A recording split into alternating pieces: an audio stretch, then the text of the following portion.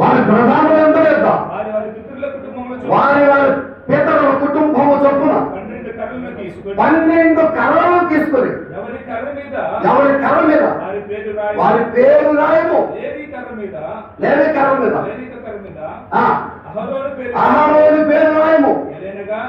అదంతా తర్వాత చదువుకోండి, నేను చెప్తాను కదండి. ఎన్ని కర్రలు అండి? 12 కర్రలు. యేసు ప్రభు శిష్యులు ఎంతమంది? 12 మంది. ఏదో కొంచెం గట్టిగా చెప్పచ్చు కదా, ఏదో నోట్లోంచి మాట రావట్లా. మీరు కాస్త ఆడిస్తే ఎక్కువ ఆకలేదు, బాగా తెలుసు అన్నాను కలుసుకొని. ఏదో చెప్పలాగానే ఉన్నది.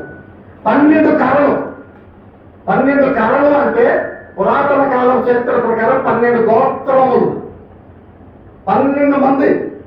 ఆ విషయం పక్కన పెడితే ఈ 12 కర్రల గురించి మనం చాలా జాగ్రత్తగా కాస్త లోతుకెళ్తే ఒక కర్ర వలన దేవుని కార్యం జరుగుతుంది. చెప్పండి, ఏం జరుగుతుంది? దేవుని కార్యం జరుగుతుంది. ఎట్లా అంటే మీకు కొన్ని కర్రలు రావద్దు, నేను చూడవద్దు, వినండి. ఊరిక గోలియాతు మీదకి యుద్ధానికి పోయేటప్పుడు గోలియాతు దావీదును చూసి ఏమన్నా తెలుసా? కర్ర పొల పట్టుకొని నా మీదకి యుద్ధానికి వస్తున్నావు, నేనేమన్నా కుక్కనా అలా అన్నాడా లేదా? చెప్పండి, అన్నాడా లేదా? నేనైతే వెళ్ళి చదివినట్లేదు. నాకు అది కూడా పిల్లలు సండే స్కూల్ పిల్లలు బయలుదేరి ఆ చరిత్ర. ఇప్పుడు గోలియాతు మీదకి యుద్ధానికి వెళ్ళింది ఎవరు? దావీదు కదా. దావీదు చూసి అన్న మాట కదా ఇది. కర్ర పొలను చేత పట్టుకున్నా మీదకి వస్తున్నాయి కుక్కనా అదే. కర్ర పొల కానీ రోడ్డు కూడా ఉంది దావీదు కాడ. వర్షాలు కూడా ఉంది. ఏరుకున్న రాళ్ళు ఏదో తెలుసా? 5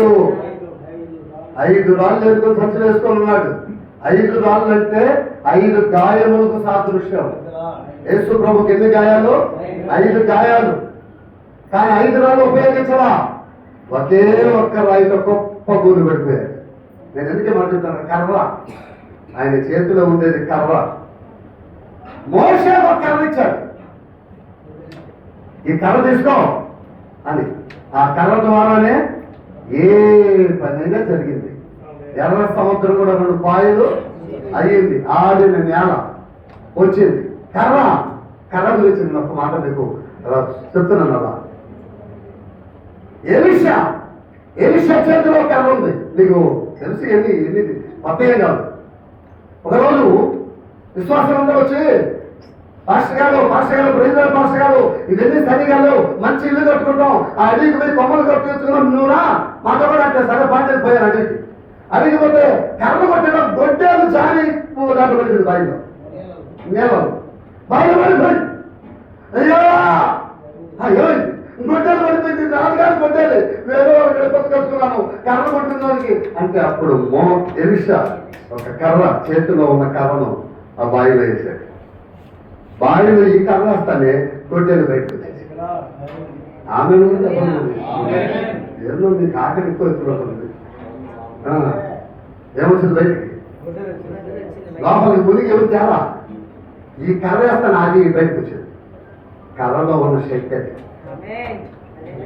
ఆ కర్ర యేసయ్య ఏర్పాటు చేసిన కర్ర, మోషే చేసిన కర్ర. ఇప్పుడు ఈ కర్రలన్నీ పక్కన పెడితే 12 కర్రలు అక్కడ పెట్టారట.